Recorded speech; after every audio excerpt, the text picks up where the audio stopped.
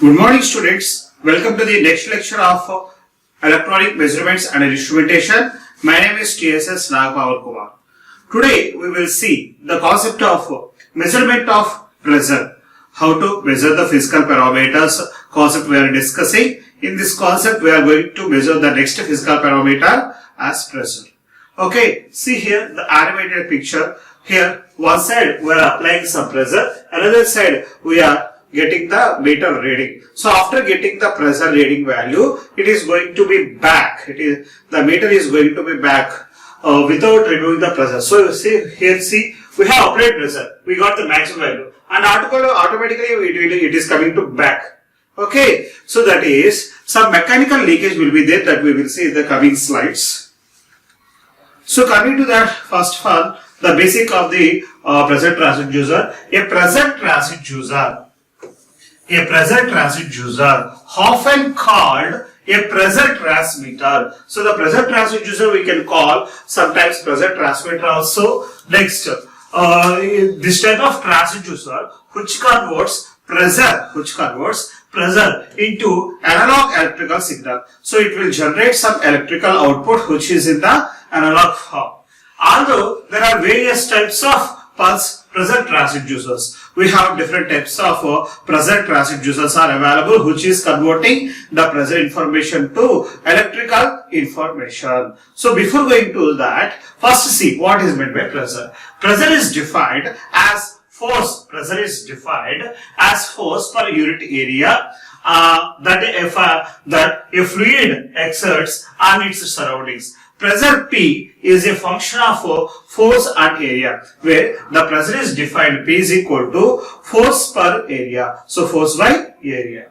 The SI unit for pressure is the Pascal, that is in terms of newtons per meter square, but other common units of pressure includes pounds per square inch, that is in terms of PSI, and atmospheres, that is the pressure we are measuring in terms of atmospheres, that is ATM, and bars, and inches of mercury, that is inches of Hg, and millimeters of mercury, that is mmHg, and torr. So these are the different types of pressure measurements. For example, see millimeters of mercury. This type of unit we are using for measuring the blood pressure of a patient. So when a patient is going to be very weak, then he is going to consult the doctor. Sir, I am very weak from the last one day or today. He will give his case details about for his life is to the doctor. So after observing the doctor, maybe he is suffering with low blood pressure. For measuring the blood pressure, he is using a sphygmomanometer machine. The sphygmomanometer machine, which is used to measure the pressure or blood pressure or heart pressure of the patient. So there you're going to take a sphygmomanometer, and they will connect an air cuff to his left arm on brachial artery, and he is measuring the blood pressure. BP, blood pressure activity. So which type of BP he has, that is with a low blood pressure or high blood pressure. Okay, he will verify and he will give the correct treatment. In that, the blood pressure indication generally they are doing with mmHg, millimeters of mercury. So generally the blood pressure ranges are 120 by 80. 120 by 80 mmHg, where 120 is indicating systolic pressure and 80 mmHg is indicating diastolic pressure. So these are the general measurements in the medical side. Okay, so not only there, in the different types of industry applications, we are going to measure this pressure. And in the fifth unit, we have seen different types of pressure behaviors measurements. So this is an example of pressure measurement mechanical arrangement.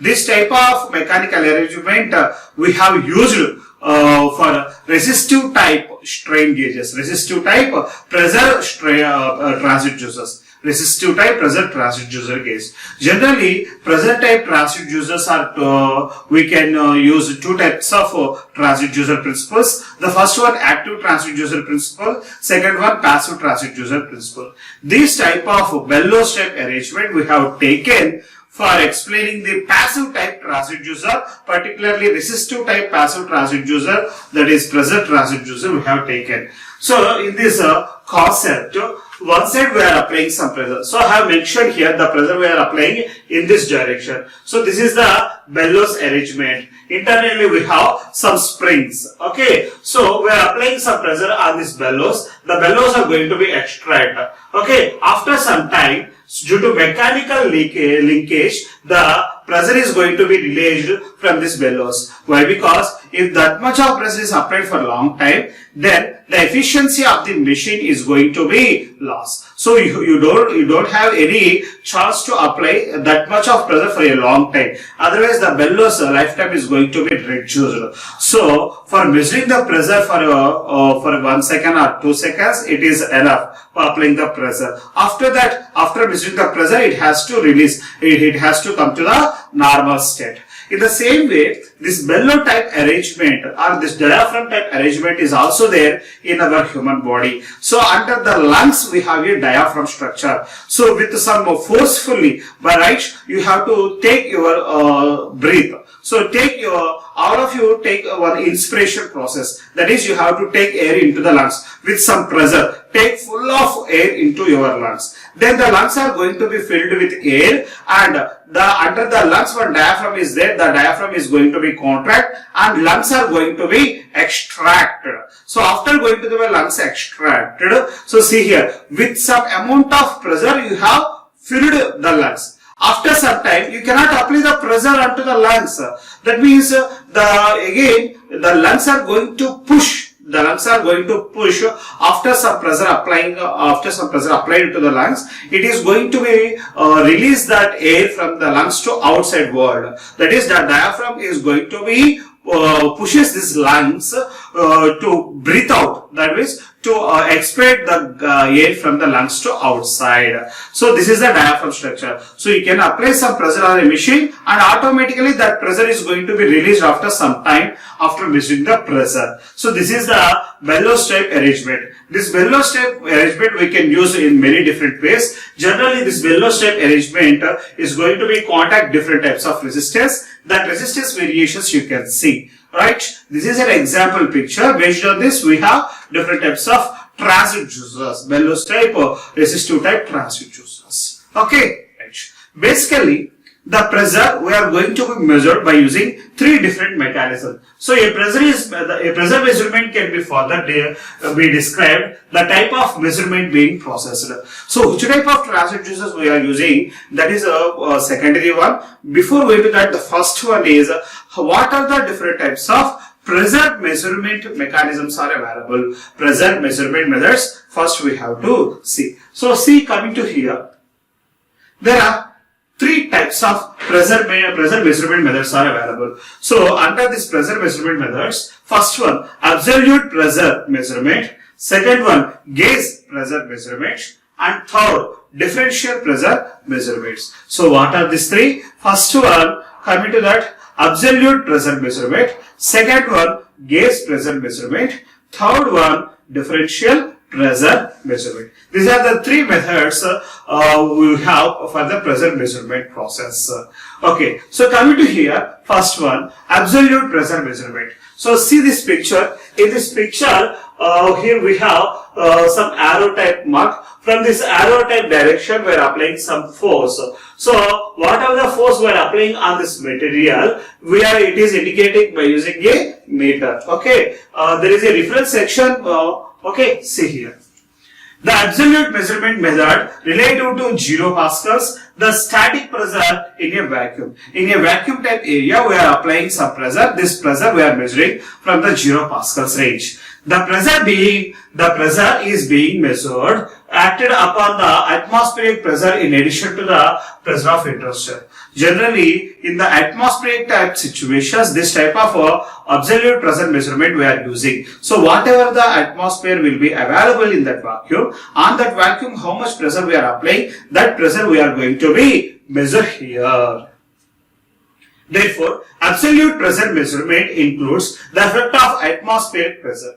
Therefore, absolute pressure measurement includes the effects of atmospheric pressures. So, whatever the atmospheric pressures are available, so heavy wind flow, due to that wind energy, some pressure will be applied some machinery. That pressure we are measuring with the help of these absolute pressure mechanisms.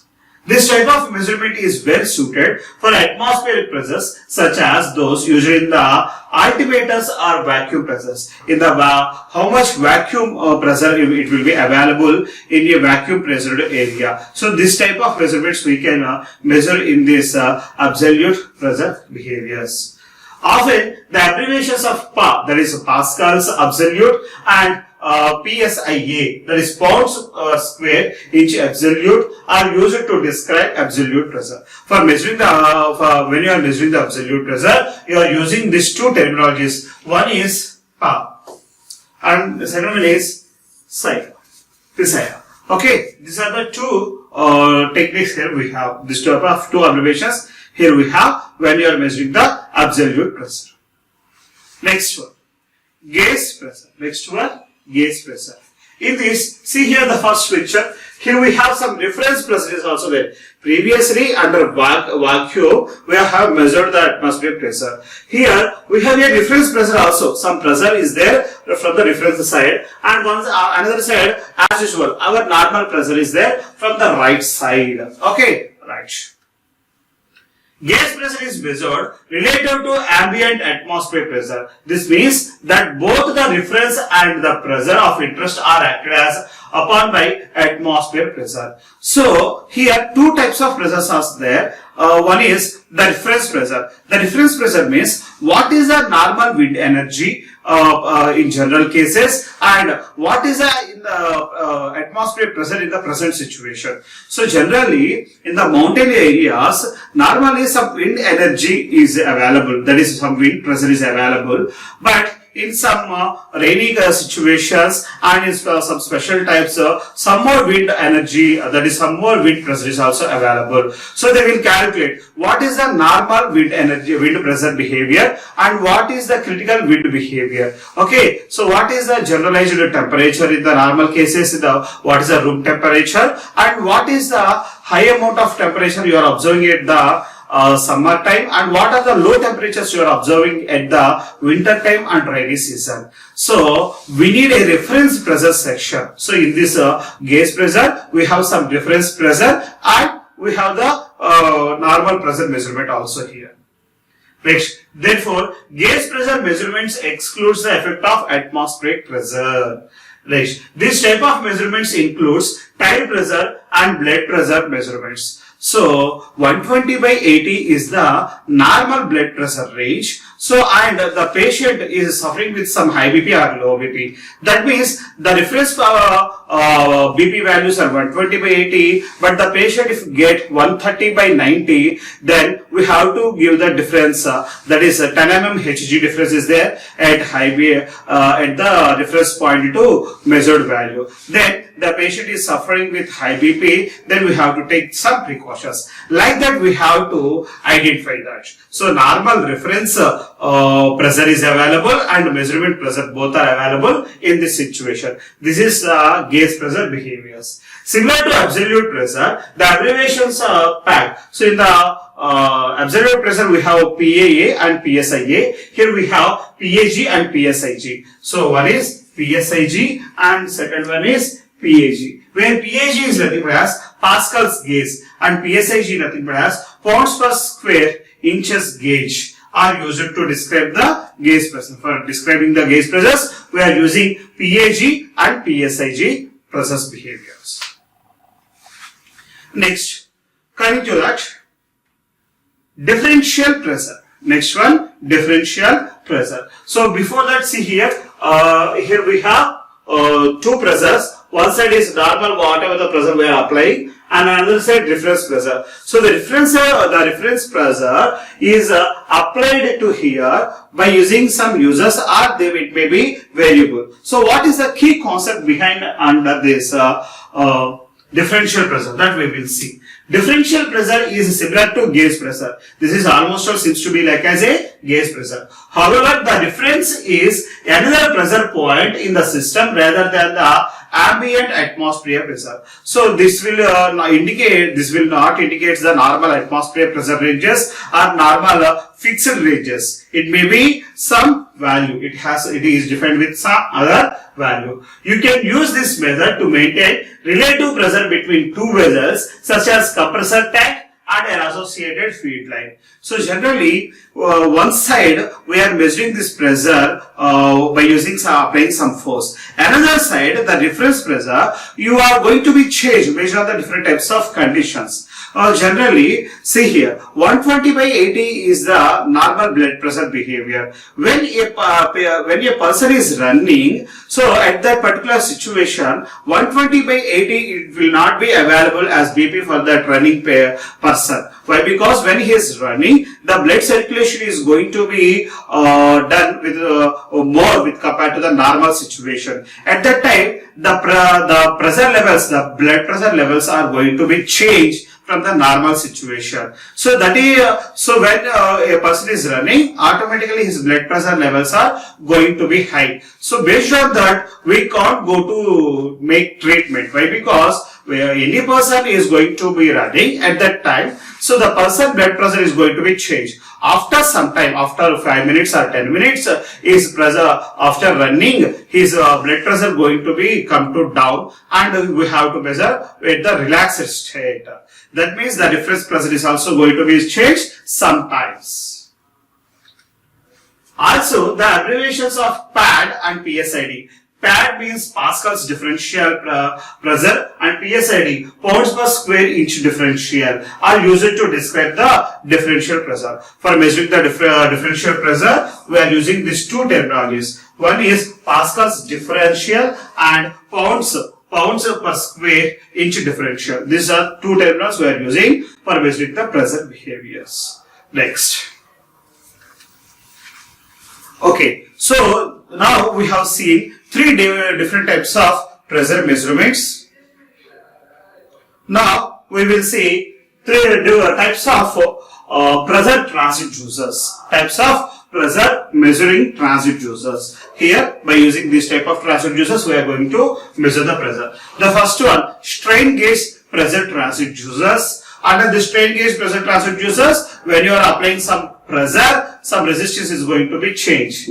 Next, potentiometer pressure transducer. Here also, resistance is going to be changed. Next, reluctance type pressure transducers, piezoelectric pressure transducers, capacitive pressure transducers. This piezoelectric pressure transducer is an active type transducer, and remaining are passive type pressure transducers. So first one, coming to that, strain gauge pressure transducer. Strain gauge is a passive type of resistive type passive pressure transducer whose electrical resistance changes when stretched or compressed. It can be attached to a pressure sensing diaphragm. So when you are stretching some material, okay, so when you are stretching that material, you are applying some strain on that material. So due to this strain, some resistance is going to be changed from that material. So this type of measurement, this type of variations comes under category of strain gauge pressure transducers. Okay, you are applying some pressure on this material, then the pressure measure the pressure behavior, the output changes, the resistance changes will be also there. The resistance changes we are connecting to some bridge circuit and we are measuring that pressure. Okay, see here. So here some bellows arrangement here it is available. Here also some bellows type arrangement is available. So see here.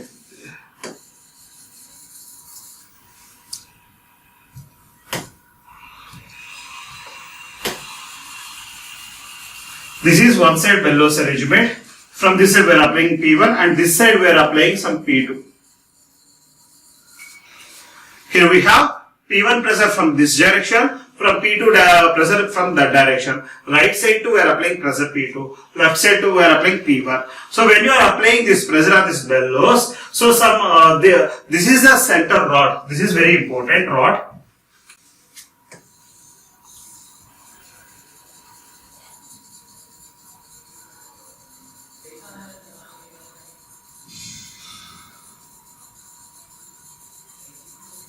Right. So this blue color rod is an iron rod. For this rod, we have applied some strain gauge resistance variations. When you are applying some pressure from left side, the strain gauge is, see here, when you are applying this pressure from this side, here the pressure is in this particular direction. This rod is going to be bent in this direction. This rod is going to be bent in this direction. Then these strain gauges are going to be in the contract position. These strain gauges are going to be in the relaxed position. Okay. So some relaxation variations, that means stretching will be there at these strain gauges, and here some compression will be there on the strain gauges. So based on this stretching and contraction resistance variations, you can observe in the bridge structure. So in this way we are measuring the strain gauges resistance behavior when you are applying the pressure. So when you are applying pressure on this right side part, then the rod is going to be bent in this particular direction. Then contraction will be there left side and relaxation will be there, or stretching will be there on the right side. So in this way we are measuring the differential pressure, P1 pressure and P2 pressure. So this is an example of strain gauges.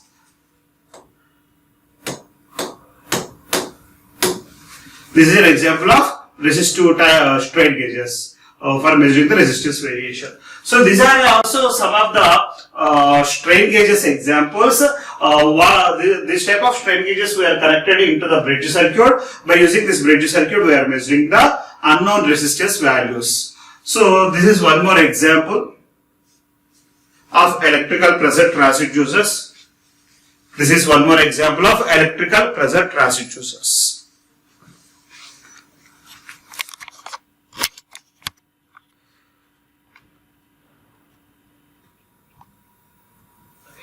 Now you can see clearly this type of pressure transducers behavior. In this, the first one, board-on tube electrical pressure transducer. So see here, this is the first one, board-on electrical pressure transducer. This is into be almost a circle type. This is the electrical pressure transducer which is used by using diaphragm mechanism. This is also diaphragm based, but here we are applying the bellows concept also. In this, bellows and a diaphragm is available. Here only diaphragm is available. And this is a liquid contact type resistance pressure gauge. This is a liquid contact type pressure gauge. So when the liquid levels are going to be high, then the resistance is going to be upward direction. When the liquid levels are going to be down, then these resistance variations are going to be down stage. So one reference section is there, one contact section is there. When they are going to be contact, they are going to be very close. The amount of resistance is going to be nil. When they are going to be far away from one to other, then the resistance is going to be high. So like that, the resistance variations we can see. So for measuring the liquid type, this is one more mechanism.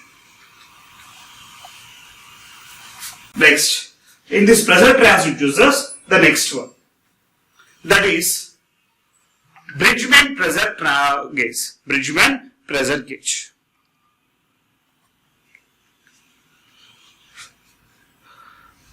So here we have the Bridgman gauge type of pressure transducers. The first one, here we are using, this is the inductive type mechanism. Here we have a core magnet. Under this core magnet we have molded a wire, and this is one more type. Here we have bellows arrangement. When you are applying some pressure, this bellows arrangement are going to be touch the up and down sided parts based on your pressure behaviors. This is called carbon resistance pressure gauge. This is an example of carbon's resistance pressure gauge. So here we have two carbon disc stacks. Here we have one and this is two. This carbon disc stacks when you are applying pressure, this carbon disc stacks are going to be corded from here to here. Okay, so either it will be contact this side or contact that side. Otherwise, these two contacts are going to be close together. So this is the one more mechanism for measuring the carbon resistance pressure gauge.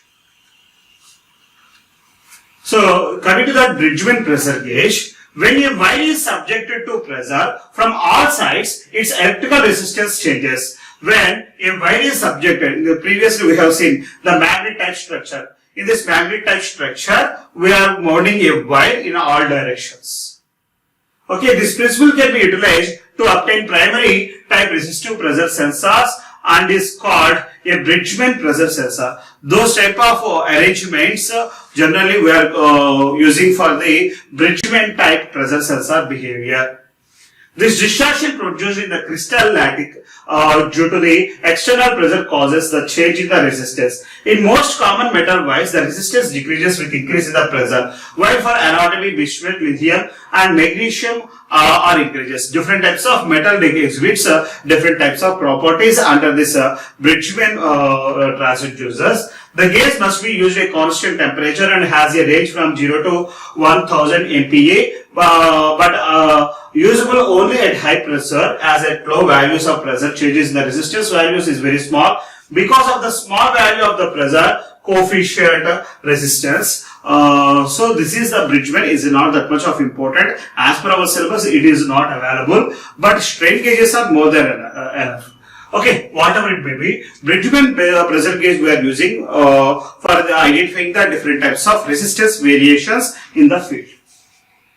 Next, here we have this type of piezoelectric transducer. This principle already we have discussed in the 5th unit. Again, we will see. So here we have the pressure port. From the upward direction, we are applying some pressure on this diaphragm. So on this diaphragm, we are placing a crystal. A crystal, it is nothing as a special type of quartz, which will be made with Rochelli salt. When you are applying some pressure on this crystal, some proportional voltage will be generated at the output side of this pressure transducer. So within this pressure transducer, we can generate different types of voltage. There is no external power source is connected for this piezoelectric type transducer. This type of transducers are called active transducer. There is no any other external energy like strain gauges. Here, when you are applying some force, that force or pressure is completely converted as voltage at that machine. So this is a special type of material which is designed from the Rochelli salt. Okay, special type of quartz. So this piezoelectric, with the help of this piezoelectric transducer, we are generating some voltage where the power is not available. Generally, by using this piezoelectric transducer, we are designing some energy generating shoes. So under shoes, they are keeping this piezoelectric materials. Okay. So when you are walking, so you are keeping your right leg force onto this right shoe and left leg force onto the left side shoe. So when you are walking, automatically some energy will be generated. This energy we can use for charging mobiles or handling some small energy consumed power devices. Okay. So this is about the piezoelectric transducer. So coming to see here the explanation, piezoelectric transducer can measure pressure in same way a force and acceleration can be measured. For low pressure measurement, possible vibrations of amount should be compensated for. By using these piezoelectric transducers, we can design vibration type sensors also.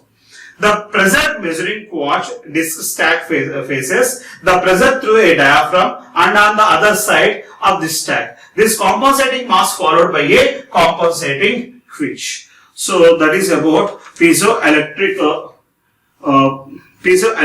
transducer. This is also a pressure type transducer, active type transducer. The last piezoelectric transducer only active type transducer, and all the remaining transducers are the resistive type, that is passive type transducers. Most of the transducers we have the resistive variation principles. Okay. So with this we have completed the measurement of pressure processor. Okay. Thank you.